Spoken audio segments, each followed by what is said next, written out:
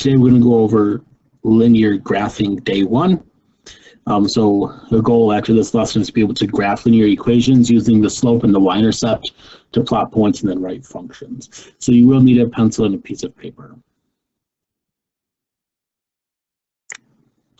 So I want to review with you what slope-intercept form is. You saw this in Algebra 1, but just to remind you, slope-intercept form is y equals mx plus b, where m is the slope and the b is the y-intercept. A positive slope, so you would see it would be positive m, would mean that the line is increasing, so it would look like something like this. And then a negative slope means the line is decreasing, so you would see a negative m, so m would be negative, and the line would look like this. So the slope is either going to be positive or negative, and we'll be able to use the slope to tell whether our graph is increasing or decreasing, or you could just look at the graph and tell whether it's increasing or decreasing. If it's increasing, it looks like the green. If it's decreasing, it looks like the blue.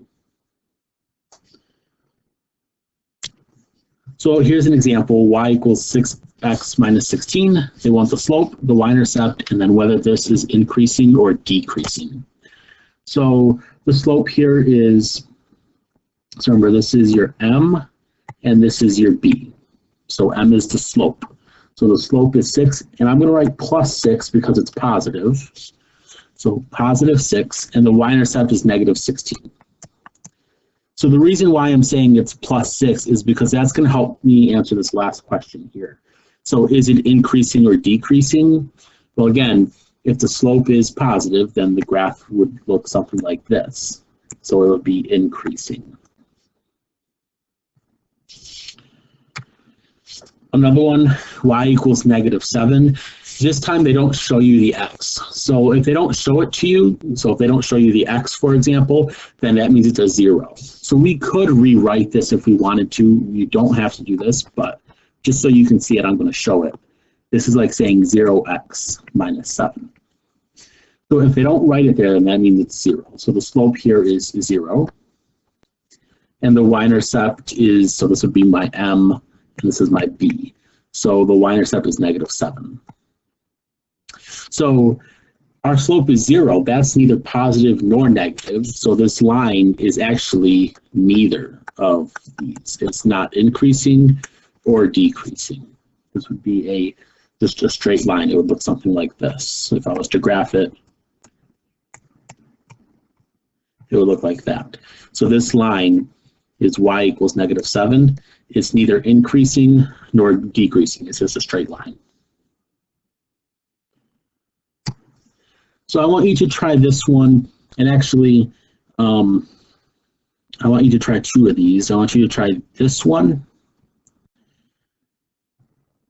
and the one on the right. So I want you to try y equals 3/2 x plus 5 and y equals 4x. So pause the video and give these 2 problems a try. Hopefully you had a chance to work on those 2. I want to go over this one. So it says x plus y plus 1 equals negative 2. So in this problem, we have to solve it. Remember, we need to be in slope-intercept form. So we wanted to say y equals mx plus b. So we need to solve this equation for y. So in other words, we got to get y by itself. So there's a lot of things that we could do first here. I'm going to draw my line, and I'm going to just move the positive 1 to the right. So remember, I'm going to subtract 1. Whatever you do to the one side, you got to do to the other. So these ones cancel, and I get x plus y equals negative 3.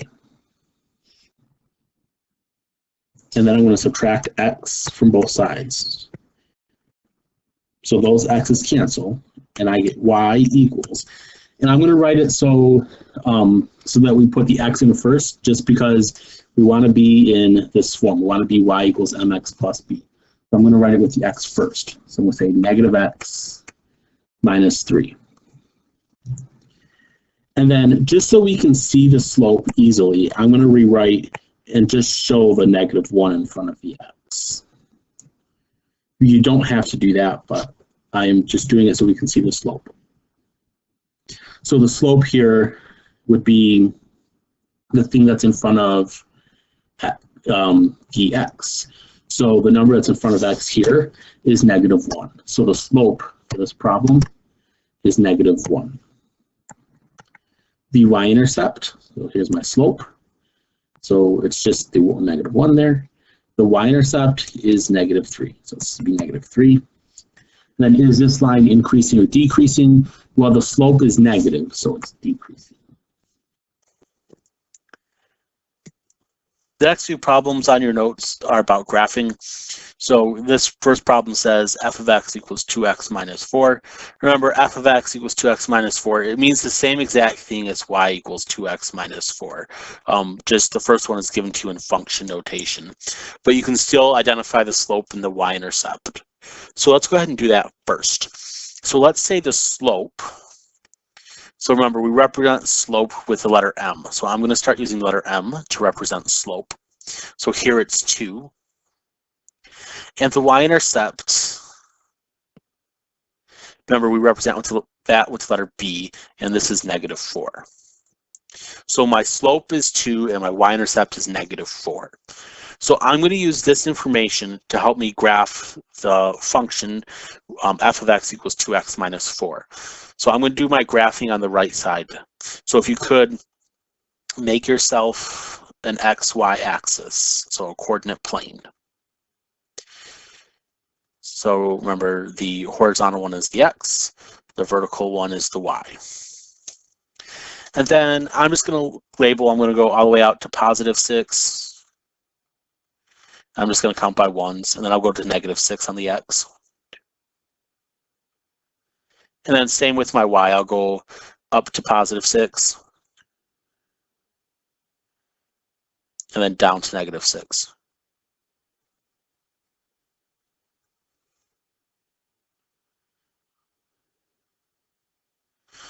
So this is the coordinate plane. So pause the video if you need a second to copy that down. So I'm going to first plot the y-intercept, which is -4. So the y-intercept, remember, that's where the graph crosses the y-axis right here. So I'm just going to go down to -4, -1, -2, 3, -4 right there. And then to plot the rest of my graph is very important. This is from, you should have learned this in Algebra 1. So remember, slope. My slope is 2. And what we can do is we could say that 2 is the same thing as 2 divided by 1. And the reason why I'm writing it this way is that I can see that the slope is rise over run. So remember, rise is telling you how high up or down you're going, and the run is how far left and right you're going. So in this example, I want to go, it's +2, so I'm going to go up 2 divided by +1, so that means right 1. So I'm going to go up 2, so I'm going to start at the y-intercept, I'm going to start at -4, I'm going to go up 2, right 1. Up 2, right 1. Up 2, right 1. Up 2, right 1. So this is good enough for our graph, and we're just going to connect those dots. And this, for us, it's going to be a rough sketch because we don't have graph paper, and that's okay. But you get the idea of what that graph looks like. So the important information now is what they want. So they want to know, what is the x-intercept? So remember, the x-intercept is where the graph crosses the x-axis. So here's the x-axis. Where does this blue line cross this x-axis? It crosses right here. So this is very important. When you identify the x and the y-intercept, you need to label it as an ordered pair. So the ordered pair here is my x value is 2, and my y value, I didn't go up or down from the origin. I stayed at 0. So my x-intercept is 2, 0. So I just went right 2. The y-intercept, we already identified that earlier, it's -4, but we need to write that as an ordered pair. So the way you write the y-intercept as an ordered pair, it's always going to start with 0, whatever your b value is. So here, so the y-intercept is 0, comma, your b value. Here the b is -4. So that's the y-intercept. Is the graph increasing or decreasing? So you could look at the blue line that we drew there and you could see that it rises from left to right, so it would be increasing. Or you could look at the slope. We know the slope is positive, so this graph is increasing. The last part is the domain and range, so I purposely saved those two for last. So I want you to remember that the domain is the smallest x to the largest x. So on our graph, if we look at the graph that we sketched, you can go as far, so let's look at the x-axis here. So you can go as far left as you want to go on your graph. We could plug in any x value to our function, and we would be just fine. So the way that we say that the smallest x, we could be anything, the way we show that is by saying -infinity. And the largest x means how far right can you go? So just like we could go to infinity to the left, well, we could use all the positive x's too. So we could go infinity to the right. So I'll show it on the graph. Plus infinity to the right, and then on the left would be minus infinity over there. So we can go all the way to positive infinity because we have no restrictions on our x. So the domain is the smallest x, comma the largest x. So we can go all the way left and we can go all the way right. We could use the whole x-axis, there's no restrictions.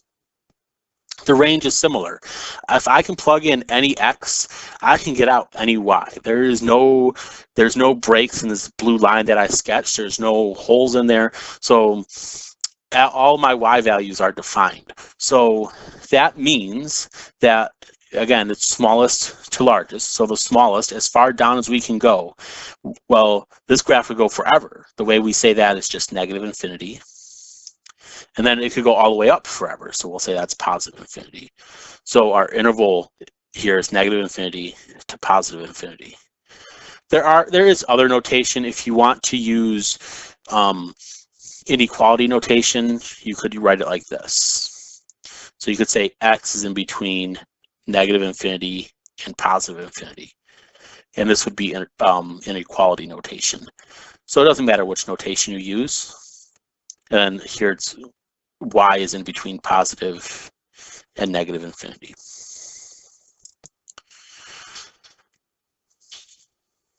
So pause the video if you need a second to copy that down.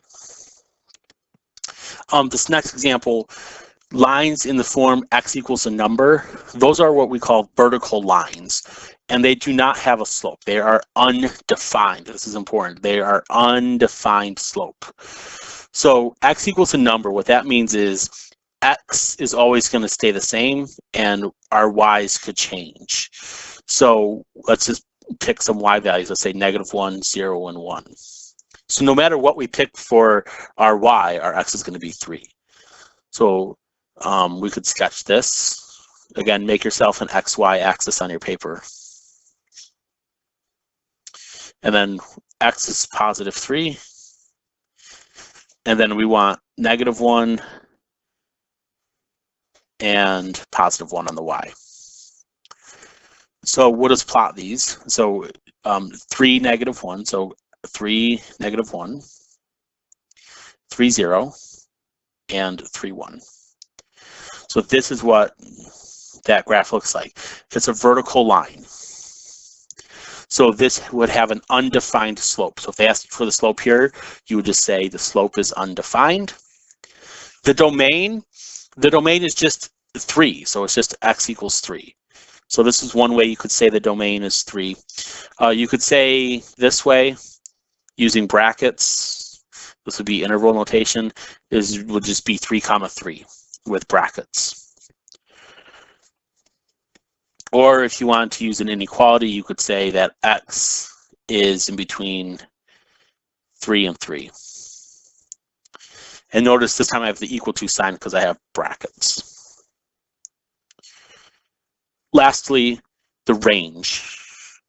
The range our y's could be anything. We could put anything we want. So when we say we could put anything we want, remember that's that negative infinity to positive infinity that we talked about in the last example.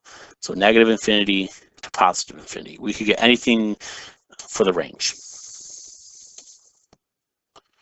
So if you need to take a second, go ahead and pause and get that one finished.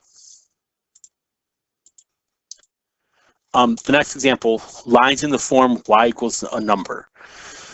So this is a horizontal line and does not have a slope. So the slope here is 0. So the m is 0. It's not undefined here, it's just 0. We don't have a slope. So f of x equals 6. Remember, we could say this is just y equals 6. So if we had a table, this would mean no matter what, our y value is 6. We could plug in any number for x, but our y would be 6. So let's just do -1, 0, 1 for x. So here's my graph. Y is 6 no matter what. 1, 2, 3. And -1, 0, and 1. So we'll plot these. -1, 6, 0, 6, and 1, 6. This is what this graph looks like. This is y equals 6. So for the domain for this one, this time, I'll label the x-axis and the y-axis. This time, our x's could be anything. It doesn't matter. We could pull like anything we want in for our x's, and our y would be 6. So the way we say that, remember, is the negative infinity to positive infinity. That means we can plug any value of x in there. The range, our range is always the same. Our y value is always 6. So you could write it as y equals 6. You could write it as 6, 6 in brackets. Or you could say y is bigger than or equal to 6 or less than or equal to 6. So it just means the range is 6. So for this one, if you need a minute, go ahead and pause the video and copy this one down.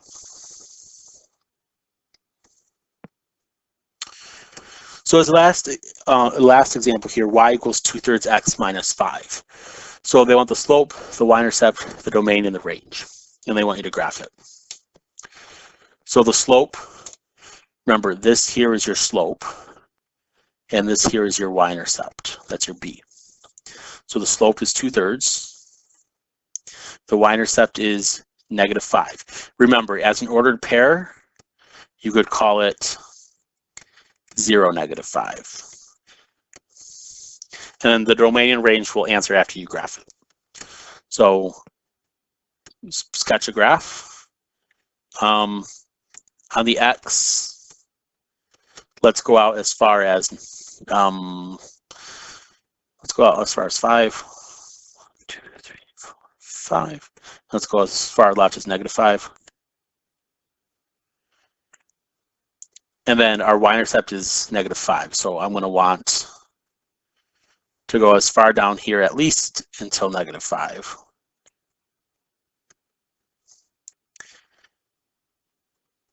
And then I'm going to go as high up as 5. So then we're going to plot the y-intercept. And just like before, we're going to use our slope. Remember, slope is rise over run. So they're both positive. So this would mean I'm going to go, oops. So I'm going to go, so rise over run. This is going to be, since it's positive, it's going to go up 2, right 3. I'm going to go up 2, right 3.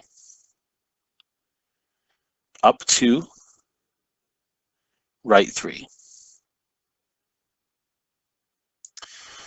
Up 2, right 3. And then I'm just going to connect those. So it looks something like that. So that's my graph. And then I'm just going to show that over here is -infinity. This is positive infinity. This is -infinity. And this is positive infinity. So the domain, when I say how far left do we go for the domain, so if we go as far left as -infinity, because the arrow on that graph means that it keeps going forever in that direction. So -infinity. And then as far right, well, that arrow keeps going that way. That means I'm going to keep going to the right for my x's forever. So that means I can go all the way up to positive infinity. The range is similar. I can go down my y's, since my x's can go forever to the left. And this arrow also tells me that my y's can go down forever. So it'll be negative infinity all the way up to positive infinity. So this is just a fancy way of saying all my x's and all my y's. So pause the video if you need to and copy that one down.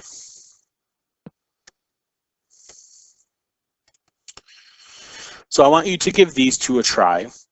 So this would be like example 1 and 2 for you to do on your own. So y equals negative 5 halves x plus 3 and y equals 2x plus 1. So I want you to graph them, identify the slope, the y-intercept, the domain, and the range. I do want to give you a little bit of tip here is the negative in this one could be either with the 5 or with the 2. So you could either write it, as this way.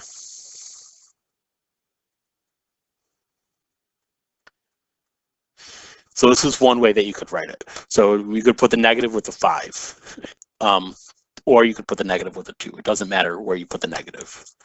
Just one of them has to be negative, but not both. If you need help with any of these, please contact me. You know the methods to contact me. So if you need help, please contact me and let me know.